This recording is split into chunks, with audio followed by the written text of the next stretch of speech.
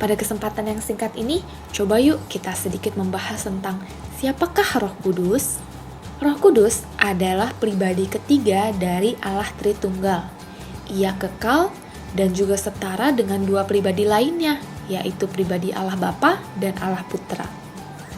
Roh Kudus dikirim oleh Bapa dan Putra ke dalam hati yang setia, yang menerima pemberiannya dengan iman, agar Roh Kudus menguduskan dan menyesuaikan kita untuk kehidupan yang kekal.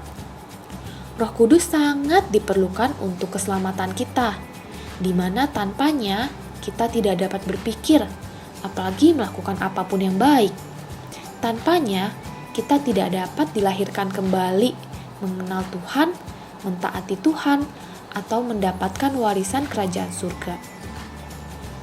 Roh Kudus tinggal di dalam kita melalui dampak atau karunia-Nya, yang mencakup pengetahuan yang benar tentang Tuhan, kelahiran kembali, iman, kedamaian hati nurani, dan awal ketaatan yang baru kepada Tuhan.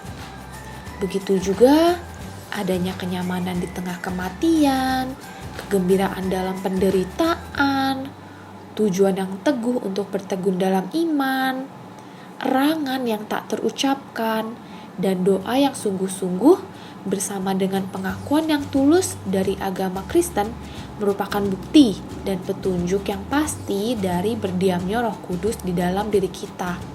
Tanpa Roh Kudus, hal-hal ini semua seolah gak mungkin terjadi dalam diri kita.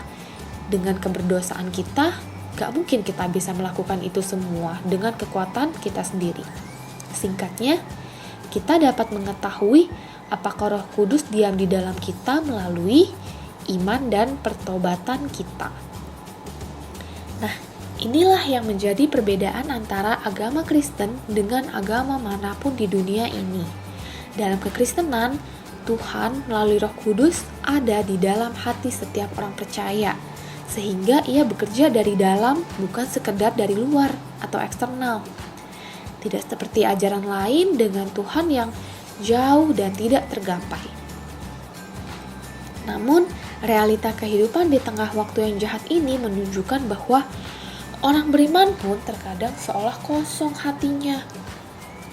Padahal Allah yang Maha Hadir itu tidak bisa dimatikan kehadirannya. Tetapi, ketika dengan kehendak bebasnya, manusia seakan bisa mematikan kehadiran Roh Kudus dalam dirinya, namun seperti dirham yang hilang, orang berdosa terus-terusan dicari dan dikejar sampai dapat oleh karena kasih Tuhan yang begitu besar pada kita. Jadi kita perlu terus mengingat nih kelemahan diri dan kebergantungan mutlak kita, mutlak artinya 100% pada Roh Kudus yang memampukan kita untuk berjumpa Bapa. Yuk, mulai sekarang kita bukan hanya menyisakan waktu-waktu sisa, tapi benar-benar menyediakan waktu untuk diam dan merasakan kehadiran Roh Kudus di dalam hati kita. Karena kecenderungan manusia berdosa, ketika diperhadapkan dengan masalah, kita malah sibuk cari pertolongan orang lain atau sibuk berusaha menyelesaikan dengan kekuatan kita sendiri.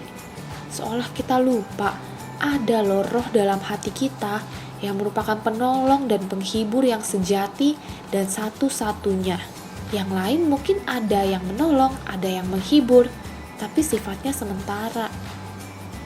Bersyukur ya, kita memiliki Tuhan yang begitu dekat di dalam hati kita.